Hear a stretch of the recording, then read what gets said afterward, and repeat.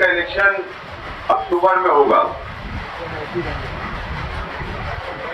और हम लोगों ने इलाका wise, area wise, ward wise हम लोगों ने कार्नर मीटिंगें, वार्ड वाइज मीटिंगें हमने शुरुआत की और उसी की कड़ी है कि आज हम लोग नयापुरा आए। मेरे कई साथी मुझको बता रहे थे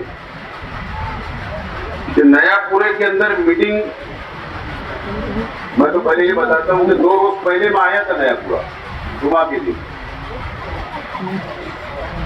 हमारा अफजाल है, उसके घर आया था मैं। उसके घर के अंदर दोनों सगे भाइयों को कैंसर हो गया, उनको देखने के लिए आया था। तो काफी वहीं से हलचल शुरू हो गई। शेख आसिफ नयापुरे में एक मकान में आधा घंटा क्यों बैठा? तो पड़ोसी का ज्यादा हक होता है कि उन्होंने जाकर देखना चाहिए कि मेरे पड़ोसी बीमार है, उसको क्या तकलीफ है, उसको दवाई की जरूरत है, हॉस्पिटल की जरूरत है। अगर मैं 1000 खोली से आया तो हलचल हो गई। और मैं देख रहा था, मेरे साथियों ने बताया आज कि नयापुरे की मीटिंग को लेकर व्हाट्सएप के ऊपर अलग अलग चर्चाएं चल रही थी। काफी दुख हो रहा था हमारे अपोजिशन को कि नयापुरे के अंदर मीटिंग ले रहे, अब ये क्या बोलेगा वहां, क्या पोल खोलेगा। मैं आज बहुत ज्यादा नहीं बोलने वाला हूं, लेकिन आज मेरे सामने जो लोग नयापुरे के जानी मानी शख्सियत यहाँ बैठे हैं, मोतबर आप लोग बैठे हुए हो और मेरी आवाज जहां तक जा रही है, ऐसे मेरी पूरी नयापुरे की आवाज, बुजुर्गों, माँ बहनों से, नौजवान साथियों से मेरा चंद सवालात आप लोगों से है, चंद सवालात आप लोगों से और शहर के आवाम से। मालेगांव शहर में साबिर सत्तार साहब पहले एमएलए रहे, हारून अहमद अंसारी एमएलए रहे, आयशा हकीम साहिबा एमएलए रहे, निहाल अहमद साहब एमएलए रहे, शेख रशीद साहब एमएलए रहे, सफीर सेठ एमएलसी रहे, मैं एमएलए रहा। हम लोग सियासी लोग रहे, सियासी घराने से रहे, वर्करी की बाबा सियासत हारून अहमद अंसारी साहब की क़यादत में, उनकी क्लास में कई लीडर निकले, कई वर्कर निकले, लीडर बने, एमएलए बने, मेयर बने, सदर बल्दिया बने।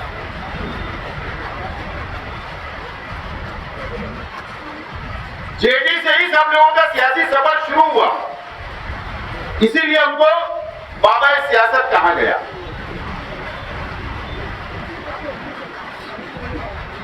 और निहाल अहमद और शेख रशीद साहब, निहाल अहमद साहब और शेख रशीद साहब 2007 से पहले निहाल अहमद साहब के बीच मुकाबला रहा, शेख रशीद साहब के बीच रहा। ये दोनों शहर के लीडर रहे। आज दुनिया में दोनों से नहीं है। 2007 में ये मंच पे बैठे हुए लोग गवाह है, ये शहर की आवाम गवाह है कि 2007 में तीसरे महाज की बुनियाद रखी गई। तीसरा महाज आज के एमएलए साहब के क़यादत में बनाया गया और इसके लिए बनाया गया, निहाल अहमद भी नहीं चाहिए और शेख रशीद भी नहीं चाहिए, ये दोनों क़यादत नहीं चाहिए। इसके लिए तीसरा महाज और तीसरी क़यादत शहर को जरूरत है, इसके लिए बनाई गई। और उस वक्त निहाल अहमद साहब भी और शेख रशीद साहब के ऊपर भी इल्जामात लगाए गए कि ये सियासत अच्छी नहीं करते, ये तामीरी काम नहीं करते, ये करप्शन करते, ये पार्टियों को चलाने के लिए रुपया पैसे की रेलफेल करते हैं, साफ सुथरी सियासत नहीं करते। इस तरीके का एक हवा खड़ा किया गया शहर के अंदर और तीसरे मास की बुनियाद रखी गई। आज हमारे मीटिंग के सदर उस वक्त तीसरे मास के फाउंडर थे, बुनियादी मेंबर थे। नया पूरा वार्ड से कितने लोग थे?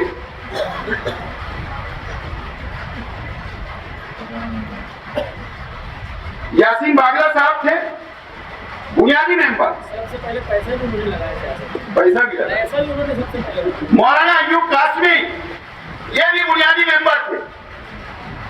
यासीन मेट्रो साहब ये भी बुनियादी मेंबर थे। एजाज उमर साहब ये भी बुनियादी मेंबर थे। शफीक मेडिकल वाला साहब ये भी बुनियादी मेंबर थे। इकबाल कुरैशी सर ये भी बुनियादी मेंबर थे और मौलाना इरफानुद्दीन कासमी साहब भी बुनियादी मेंबर थे। अब्दुल खालिक फारकली साहब, हाफिज अनीस अजहर साहब, शकील खलीफा साहब, मुख्तार भिक्कू साहब और हाजी यासीन इसाक मुंशी साहब, साबिर मुंशी साहब। ये नया पूरा वार्ड के नया पूरा इतराफ के तीसरा महाज बनाने के लिए बुनियादी मेंबर थे। बाकी शहर से अलग अलग इलाकों के अंदर बहुत मेंबर थे। तीसरा महाज बना, एजेंडा क्या था? तीसरे महाज की पॉलिसी क्या थी? क्या पॉलिसी थी? साफ सुथरे किरदार के लोगों को सियासत में लाना। बात समझ लो। मैं आज इस नया पूरा इलाके के अंदर, मैं इस नया पूरे की आवाम से और ये शहर की आवाम से मेरा सवाल है, फैसला शहर की आवाम को करना है। मीडिया के साथी ये आवाम तक बात को पहुंचाएंगे, इनको भी फैसला करना है क्या एजेंडा था, क्या पॉलिसी थी कि साफ सुथरे किरदार के लोगों को सियासत में लाना, नंबर 1। नंबर 2, हमारा मुल्क जमहूरी मुल्क है, लेकिन उसके बावजूद वादा किया गया हमारे मस्जिद और मीनारों के शहर से, अच्छी बात है, वादा किया गया था, उसके लिए कोई इतराज नहीं। नंबर 2, हजरत उमर फारूक रजी अल्लाह ताला अन्हु की खिलाफत की तरीके पर सियासत करना, यह भी शामिल है। नंबर 3, म्युनिसिपल खजाने को बैतुल माल का दर्जा देना, यानी बैतुल माल की हिफाजत करना, यह भी मिशन में था। नंबर 4, तामीरी कामों की क्वालिटी, काजू बयाम बोलते थे, याद आएगा साथ में, काम की क्वालिटी देंगे, यह भी मिशन में था। और टिकट के लिए, कारपोरेशन के टिकट के लिए, ओहदे के लिए कोई रुपये का लेन देन नहीं होगा, यह भी पॉलिसी में था, यह भी आवाम के सामने इन्होंने वादा किया था। और ठेकेदारी और कमीशन खोरी नहीं करेंगे, यह भी वादा था। और ऐसे बहुत सारे वादे ये शहर की आवाम से किए गए थे। कमीशन खोरी, करप्शन, इसका भी वादा। 2007 मेरा सवाल सबसे पहला तो ये है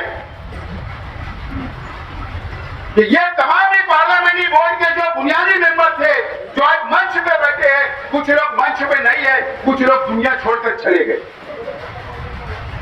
आज शहर के एमएलए साहब ये जवाब दे आप कि ये मेंबरान आपके साथ क्यों नहीं है, आपके मंच पे क्यों नहीं है, आपका साथ आज तक इन्होंने क्यों नहीं निभाया, क्यों आपको छोड़कर चले गए।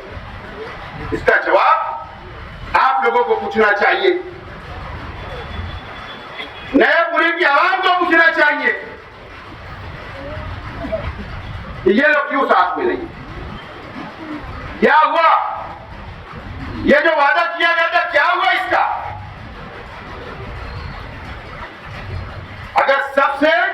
शुरुआत कही हुई एजाज उमर साहब, निहाल अहमद साहब के साथ आपने काम किया।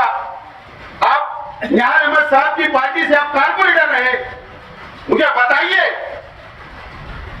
क्या निहाल अहमद साहब कभी टिकट का पैसा लिया करते थे क्या? क्या शेख रशीद साहब कभी टिकट का पैसा लिया करते थे क्या? तीसरे महाज की बुनियाद डाली गई, वहीं से करप्शन शुरू हुआ, वहीं से अफसरों के अंदर बैठकर रूम नंबर 1 के अंदर टिकट का पैसा वसूल करने का काम किया गया। ये गलत होगा तो आप उसको रोक सकते तकलीफ। उस वक्त कम पैसा लिए, मानता हूं मैं, कम करप्शन किया गया। उसके बाद स्टैंडिंग का चेयरमैन आपने किसी को अगर बनाया तो आपने चेयरमैन बनाने का बड़ा लाखों रुपया आपने लिया, 50 लाख 35 लाख का आपने सौदा किया और वो चेयरमैन किसी पैसे और रुपये वालों को दी। आज अल्लाह को प्यारे हो गए, अल्लाह उनको जन्नत नसीब करे। यासीन मेट्रो साहब, नयापुरे की आवाम की ख्वाहिश थी, शहर की ख्वाहिश थी कि एक बुनकर मेयर बनना चाहिए। यासीन मेट्रो साहब ने तैयारी की,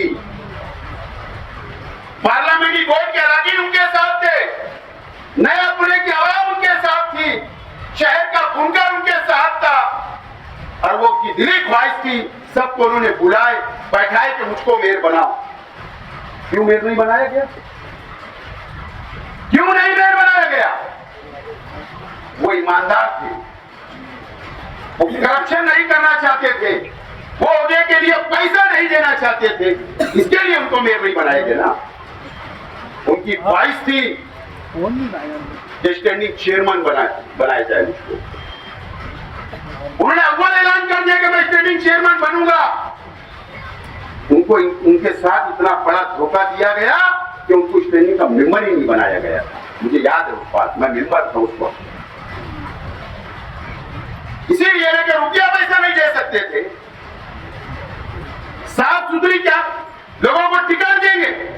कौन से साफ सुथरे लोग थे 2007 से आज तक जितने इन्होंने टिकट बांटे? मुझे बताओ, याद लेकर आप बैठो नयापुरी की आवाम, बैठिए शहर की आवाम, और आप लोग फैसला करना कि कितने साफ सुथरे किरदार के लोगों को इन्होंने टिकट दिया। मैं जिम्मेदारी से बोलता हूं, 70% लोगों के ऊपर दाग लगा हुआ था, करप्शन कभी अलग अलग केसेस थे, उसके बाद उन लोगों को टिकट दिया गया क्योंकि उन्होंने पैसा दिया था। कौन से टीचर को इन्होंने दिया? बोला गया था आलिम को देंगे, एक को भी टिकट नहीं दिया, नहीं टिकट दिया। ये पैसा नहीं दे सकते। करप्शन की शुरुआत वहां से हुई। अम्मार जब ये एमएलए बने, तीसरा महाज बना, अम्मार साथ में घूमने लगा। एमएलए बने, उसके बाद अम्मार जाके उससे पूछिए, स्टैंडिंग कमेटी की मीटिंग चालू रहती थी, अंदर मीटिंग चलती थी, बाहर आके बैठ जाता। एमएलए साहब ने भेजे हिस्सा लेने के लिए, हिस्सा इतना पैसा आ रहा है हमको हिस्सा। करप्शन की शुरुआत की हुई। बैतुल माल की हिफाजत आज हो रही है क्या? बैतुल माल की हिफाजत, बैतुल माल कारपोरेशन का बैतुल माल की हिफाजत करने आप गए थे। आज बैतुल माल की हिफाजत हो रही है क्या? आज हमारे नदी के इस बाजू का इलाका आप देखिए, सेंट्रल असेंबली हल्का आप लोग देखिए, आज कितना बदतर हालत के अंदर है। आज रास्ते अच्छे नहीं है। आज जब आप मौसमपुर के उधर जाओगे, उसके बाद हर रोड आपको कंक्रीट रोड मिलेगा, सीमेंट का रास्ता मिलेगा, सर्कल मिलेगा, डिवाइडर मिलेगा, जॉगिंग ट्रैक मिलेगा, गार्डन मिलेगी, लाइब्रेरी मिलेगी। ये 2 सालों के अंदर पूरी कारपोरेशन को लूटने का काम किया गया। इनकी जिम्मेदारी थी इसके ऊपर रोक लगाने की, इन्होंने नई रोक लगाई। सिर्फ चंद पैसों के लिए, चंद फंड के लिए ये मंत्री के साथ साठगांठ इन्होंने की। ये क्या है?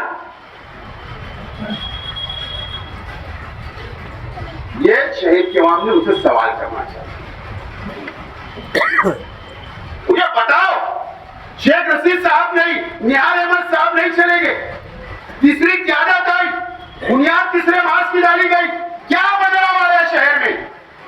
कौन सा बदलाव आया शहर में? राजकारण का, सियासत का और खराबा हुआ, करप्शन बढ़ा, टिकट में करप्शन बढ़ा, भ्रष्टाचार बढ़ा, ठेकेदारी बढ़ी, टक्केवारी बढ़ी, कमीशन खोरी बढ़ी, सिर्फ इनके आने से बढ़ी। और हर इलेक्शन में जिन जिन लोगों को इन्होंने टिकट दिया, उन लोगों ने टक्केवारी की, कमीशन खोरी की, ठेकेदारी की। यही काम चलता है और आज भी चल रहा है, आज भी चल रहा है।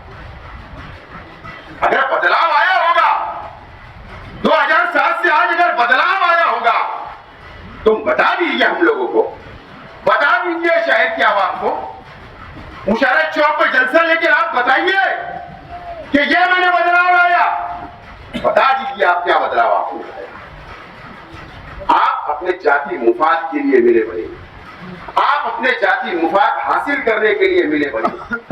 आज उस वक्त से लेकर आज तक आपने अपना फायदा सोचा, अपने परिवार का फायदा सोचा, आपने नया पूरे का फायदा नहीं सोचा, आपने शहर के आवाम का फायदा नहीं सोचा, आपने शहर के बुनकरों का फायदा नहीं सोचा, आपने मजदूरों का फायदा नहीं सोचा, आपने माँ बहनों से वादा किया, वो वादा आपने नहीं पूरा किया, उनका आपने नहीं सोचा, आपने किसी का नहीं सोचा, सिर्फ अपना जाति मुफाद हासिल किया।